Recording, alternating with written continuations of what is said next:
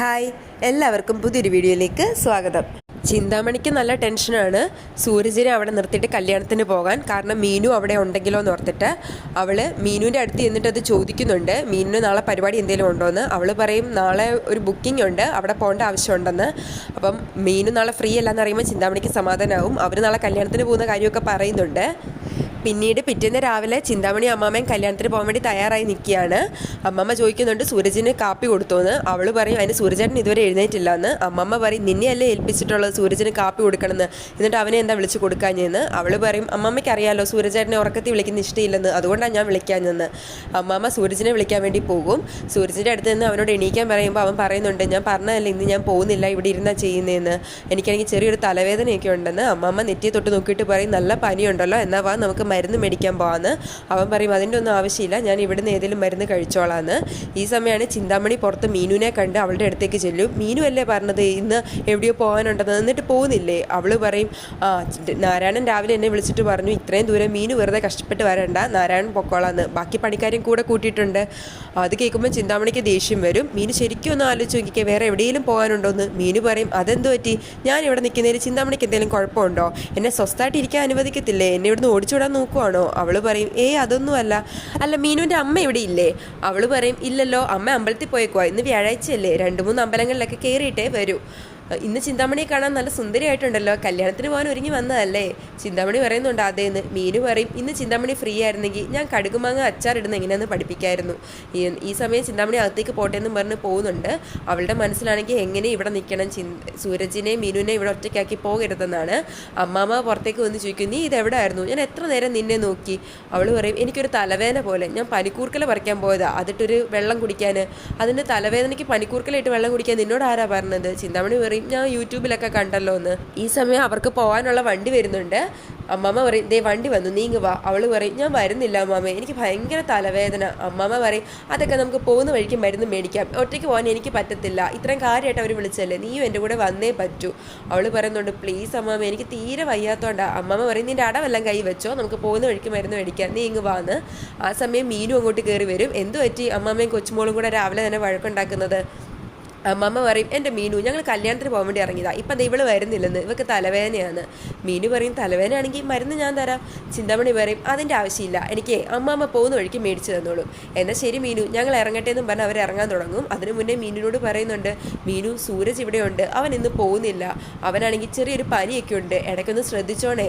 മീനു പറയും അമ്മമ്മ അതൊന്നും ഓർത്ത് ഒരു ടെൻഷൻ അടിക്കണ്ട, നിങ്ങൾ ധൈര്യമായിട്ട് പോയിട്ട് വാ, സൂരജേട്ടനെ ഇടയ്ക്ക് ഞാൻ നോക്കിക്കോളാം. അത് കേൾക്കുമ്പോൾ ചിന്താമണിക്ക് വീണ്ടും ടെൻഷനാവും. പിന്നീട് അമ്മാമ്മയും ചിന്താമണിയും കൂടെ കല്യാണത്തിന് പോവുകയാണ്. പോകുന്ന വഴിക്കെല്ലാം ചിന്താമണി ഓരോന്നും ആലോചിച്ചിരിക്കും. അവൾ പറയുന്നുണ്ട് ഞാൻ പറഞ്ഞത് അമ്മാമ്മയോട് വരുന്നില്ല എന്ന്, ആ മീനുവിനെ സൂരജേട്ടനെ അവിടെ ഒറ്റയ്ക്കാക്കിയിട്ട് വരണ്ടായിരുന്നു. അമ്മാമ്മ പറയും ഇപ്പോഴല്ലേ നിൻ്റെ മനസ്സിലിരിപ്പ് മനസ്സിലായത്. അവൾ പറയും അതല്ല അമ്മാമ്മേ, അമ്മാമ്മ ഒന്ന് ചിന്തിച്ചേ, രണ്ടുപേരും കല്യാണം കഴിക്കാത്തവരാ, അങ്ങനെ അവരെ ഒറ്റയ്ക്കാക്കി പോരുന്നത് ശരിയാണോ? അമ്മാമ്മ പറയും എനിക്ക് മീനുവിൻ്റെ കാര്യത്തിൽ ഒരു സംശയവും ഇല്ല.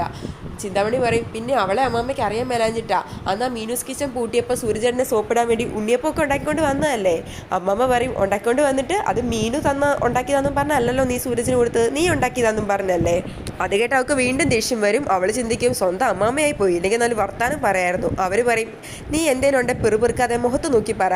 ചിന്താമണി പറയും അമ്മമ്മയ്ക്ക് എന്ത് കൈവശം ആ മീനു തന്നേക്കുന്നത്? അമ്മമ്മ പറയും എനിക്ക് കൈവശം ഒന്നും തന്നിട്ടില്ല, പക്ഷെ അവളുണ്ടാക്കിയ ആഹാരം തന്നിട്ടുണ്ട്, ഇത്രയും നല്ല സ്വാദുള്ള ഭക്ഷണം ഞാൻ വേറെ എവിടെയും കഴിച്ചിട്ടില്ല. അവൾ പറയും ഇനി എനിക്ക് സമാധാനത്തോടെ പോയി സദ്യ പോലും കഴിക്കാൻ പറ്റില്ല. അമ്മമ്മ പറയും നീ സ്വയം ഓരോന്ന് ആലോചിച്ച് കൂട്ടി ഇരുന്ന് ഉരുകുന്നതല്ലേ, നീ ഇരുന്ന് ഉരുകിക്കോ. അത് കേട്ട് ചിന്താമണിക്ക് വീണ്ടും ടെൻഷനാവും. പിന്നീട് കാണിക്കുന്നത് മീനു പാചകം ചെയ്തുകൊണ്ട് നിൽക്കുകയാണ്. ആ സമയം കായ എടുക്കാൻ മറന്നു പോയിട്ട് അവളത് എടുക്കാൻ പോകുമ്പോഴത്തേക്കും സൂരജിൻ്റെ മുറിയുടെ അവിടുന്ന് അവൻ ചുമയ്ക്കുന്നത് കേൾക്കും. സൂരജിനാണെങ്കിൽ നല്ല ബുദ്ധിമുട്ടുണ്ട്, തലവേദനയും, അവൻ കിടന്ന് ഭയങ്കര ചുമയാണ്. മീനു അപ്പോഴാണ് അമ്മമ്മ പറഞ്ഞിട്ട് പോയ കാര്യം ഓർക്കുന്നത്. മീനു വേഗം തന്നെ ജനലിൽ കൊട്ടും.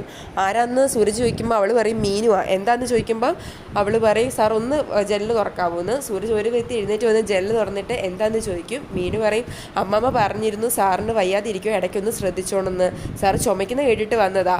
അവൻ പറയും അതെന്താ എനിക്ക് ചുമയ്ക്കാൻ മേലേ? ഉടനെ അവൻ വീണ്ടും ചുമയ്ക്കും. മീനു പറയും ദേ പിന്നെയും ചുമയ്ക്കുന്നുണ്ടല്ലോ. സൂരജ് ചോദിക്കും അതിനിപ്പോൾ എന്താ വേണ്ടത്? മീനു ചോദിക്കും അല്ല സാറിന് എന്തെങ്കിലും സഹായം വേണമെന്ന് അറിയാൻ വന്നതാ. അവൻ പറയും വാ ഒരു സഹായം വേണം, ദൈവത്തെ ഓർത്ത് ഇവിടെ നിന്ന് പോയി തരാവോ, എന്നെ ശല്യപ്പെടുത്താൻ വരരുത്. അത് പറഞ്ഞ് ജനലടയ്ക്കും. മീനുവിന് ദേഷ്യം വരും. ഇയാൾക്ക് വെറും പനിയും ചുമയും വന്നാൽ പോരാ, കിടുകിട വിറയ്ക്കുന്ന മലമ്പനി തന്നെ വരണമെന്നും പറഞ്ഞ് അവളും അവിടുന്ന് പോകും. ഈ സമയം പാർവതി അമ്പലത്തിൽ മീനുവിൻ്റെ പേരിൽ മംഗല്യ പൂജയ്ക്ക് വഴിപാട് കഴിക്കാൻ കൊടുത്തിട്ടുണ്ട്. അന്നേരം ശിവരഞ്ജിനി അങ്ങോട്ട് വരും. പാർവതിയെ കണ്ട് ശിവരഞ്ജിനി ചിരിക്കുന്നുണ്ട്. ശിവരഞ്ജിനി ഈ അമ്പലത്തിൽ വരാറുണ്ടോ എന്ന് പാർവതി ചോദിക്കുമ്പോഴത്തേക്കും ശിവരഞ്ജിനി പറയും അങ്ങനെ വരാറില്ല, ഇടയ്ക്ക് വരും.